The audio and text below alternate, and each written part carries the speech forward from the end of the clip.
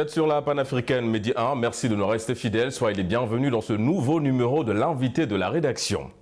Dans le monde trépitant d'aujourd'hui où l'imprévisible est devenu la norme, les individus cherchent de plus en plus à développer des compétences qui leur permettent de s'adapter avec aisance aux changements constants de la vie. L'improvisation théâtrale, une forme d'expression artistique audacieuse et spontanée, émerge avec une arme puissante dans l'arsenal du développement personnel et professionnel.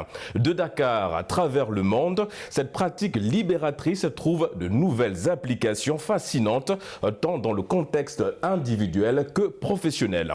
Et pour en parler, nous recevons sur ce plateau M. Tony D'Almeida, coach en improvisation théâtrale. Merci d'avoir répondu à notre invitation. Avec grand plaisir. Monsieur D'Almeida, pouvez-vous nous expliquer brièvement en quoi consiste l'improvisation théâtrale et comment elle diffère des autres formes de théâtre traditionnel? Alors, si on parle du théâtre traditionnel, classique, contemporain, on apprend un texte, on travaille le jeu de comédien, les bases du théâtre. En improvisation théâtrale, c'est la même chose. On travaille les bases du théâtre, mais sans texte. C'est-à-dire qu'en fait, on va faire plein d'exercices qui vont avoir chacun une contrainte qui va nous permettre de développer d'autres sens. Le sens de la répartie pour la parole, mais aussi la réactivité, l'écoute, le jeu en équipe, le jeu individuel, très important pour les entreprises par exemple, travailler en équipe, voilà, ça apporte toute cette partie-là et c'est vraiment un travail sur soi, physiquement et mentalement.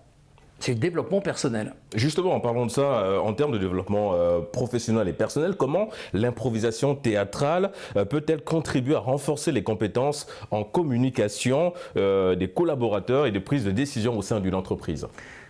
Comme je le disais, par exemple, travailler l'écoute. Quand on est manager, par exemple, si on doit manager une équipe, ça nous permet d'écouter, par exemple, les problématiques individuelles de chacun, d'une part. Ça nous permet aussi d'avoir cet esprit d'équipe. Un manager, sans son équipe, il n'est rien. Donc il doit aussi les motiver, il doit être un bon leader. Ça permet, alors justement, en parlant de leader, on peut parler de leadership. Ça permet de développer son leadership. Alors qu'on parle de théâtre.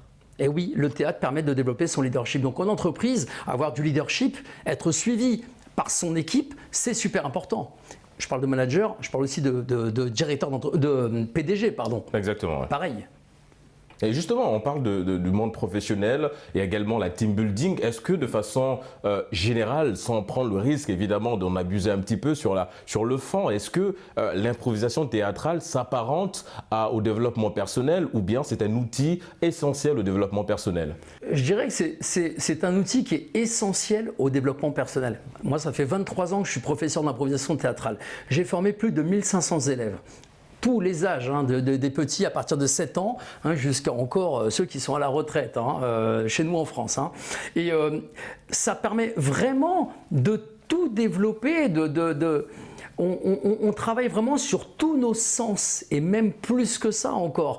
Donc en entreprise, en team building, quand il y a des problématiques internes, ça permet déjà de lâcher prise, de se dire les choses, de développer avec beaucoup d'humour aussi et beaucoup d'aisance. Se dire les choses avec l'humour, ça passe très bien. On peut tout se dire dans la vie, je parle de ce principe-là, mais pas n'importe comment. Mais on peut tout se dire.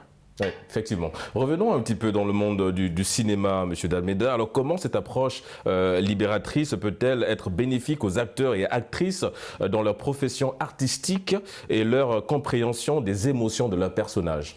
Alors, tout simplement parce qu'on parle de théâtre, on parle de comédie. Monter sur scène sans parler des émotions, c'est juste pas possible. Donc à un moment, on travaille aussi les émotions, on travaille absolument tout.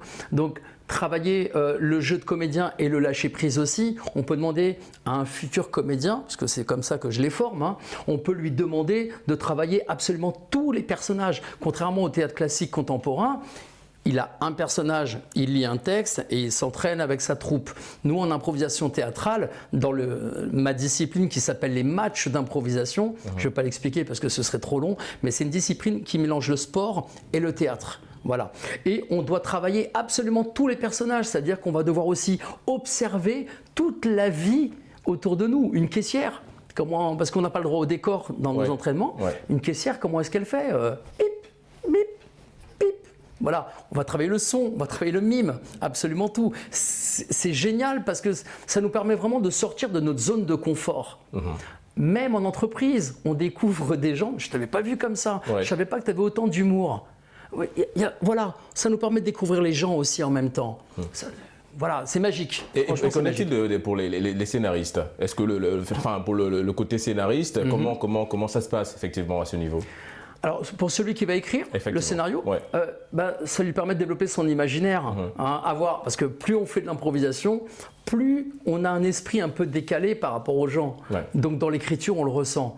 Moi-même, je ne suis pas du tout issu du théâtre à la base. Et j'ai commencé à 22 ans le théâtre d'impro. J'ai découvert, j'étais très complexé. À 22 ans, j'étais vraiment très complexé. Je pensais que tout le monde était meilleur et tout ça que moi, tout le monde était beau. Et petit à petit, ça m'a vraiment permis, moi, de me développer à l'intérieur, de gagner en aisance, mais en confiance et en estime de moi-même, déjà. Mais maintenant, je suis passé à l'écriture. Donc, j'écris mes propres spectacles aussi. Et vous êtes à la formation aussi. En parlant de formation, vous êtes à la tête d'une école d'improvisation théâtrale qui est basée au Sénégal, évidemment. Pourquoi le Sénégal et qu'est-ce qu'on va retrouver? Quelles sont les activités qu'on va retrouver dans cette école? Alors, déjà, j'ai fondé la Ligue d'improvisation de Chartres, qui est en Eure-et-Loire, à 1h15 de Paris, en France. Et là, en fait, je suis arrivé en 2019 au Sénégal. J'ai fait Chartres-Dakar en voiture. J'ai adoré le Sénégal. Je suis tombé amoureux même d'un village. Et vous êtes passé par le Maroc également, on va dire. Ah bah oui, alors l'Espagne, Tanger, Marrakech, le désert du Sahara, toute la traversée, désert de Mauritanie. Ça a été des rencontres extraordinaires. Le fleuve Sénégal, Saint-Louis, Popenguine. Je découvre Popenguine, j'ai adoré. Pendant que mes amis, on était partis à 5 avec 3 voitures, pendant que mes amis préféraient aller en boîte et tout ça. Et moi, je regardais le village et je me suis dit, j'adore ici. Et quand on a eu le confinement suite à la Covid, pendant 6 mois, je n'ai pas pu exercer en France. Je suis venu ici. Et j'ai passé 6 mois ici. Et quelles sont les activités qu'on va retrouver dans cette école? Alors, dans l'école que je fais donc à Popenguine, que je suis en train de construire, elle est bientôt terminée, on va retrouver une salle de formation. Donc formation à la prise de parole en public, comment s'adresser à un auditoire, comment structurer un discours aussi, très important. Et une autre partie qui sera justement la partie improvisation théâtrale qui est complémentaire à la prise de parole en public. Comment se positionner dans l'espace. Ça aussi, comment regarder son public, comment captiver son auditoire, comment travailler sa voix, ce qu'on appelle la prosodie, les temps de pause. On va travailler absolument tout et c'est ce qu'on va retrouver. Et Popenguine, c'est un sacré défi, 70 km de Dakar, mais moi j'y crois. Évidemment. Justement, M. D'Almeida, vous parlez de cette école, est-ce qu'elle est ouverte à tout genre, je vais dire en termes d'âge, évidemment? À tous les âges. Alors, l'improvisation, c'est vraiment à partir de 7 ans. En dessous de 7 ans, ils sont plus dans le mimétisme. Donc, c'est ouvert à tout âge, toute catégorie sociale, socio-professionnelle. Et c'est ça qui est génial. Qu'importe le milieu d'où l'on vient, on peut retrouver absolument tout le monde. Moi, ce qui m'intéresse, c'est le talent des personnes. C'est pas leur métier. Le talent n'a rien à voir avec le métier. Et c'est ça qu'on va retrouver. On devrait mettre ça même dans les écoles. C'est hyper important pour éviter le harcèlement et tout ça. Que tout le monde se retrouve.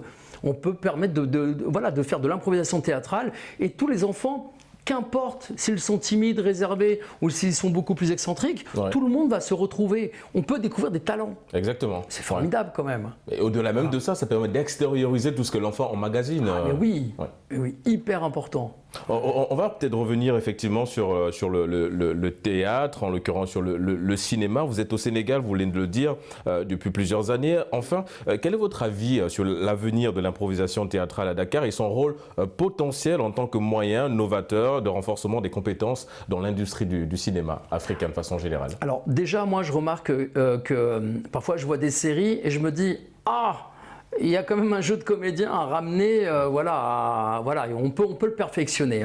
Je remarque aussi qu'en Afrique, pour avoir voyagé aussi au Cameroun et autres, il y a beaucoup d'humour et beaucoup de lâcher prise. La danse, déjà depuis tout petit, on voit déjà le lâcher prise.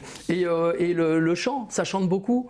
Bon, il y a déjà 50% de gagné. Maintenant, il faut juste en fait façonner tout ça, comme un rocher qu'on va tailler.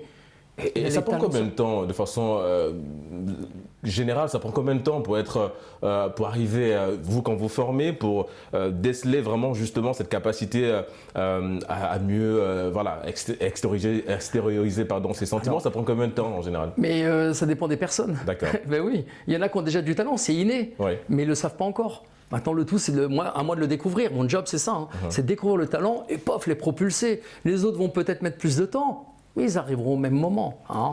Voilà, c'est l'idée. Hein. Évidemment, l'essentiel c'est d'arriver, comme on dit, de sauter cette ligne d'arrivée. Merci à vous, Tony Dameda. Je rappelle que vous êtes coach en improvisation théâtrale. Merci d'avoir répondu à notre invitation. Avec grand plaisir. Et c'est la fin de cette émission. Merci d'avoir suivi. Excellente suite des programmes sur nos antennes.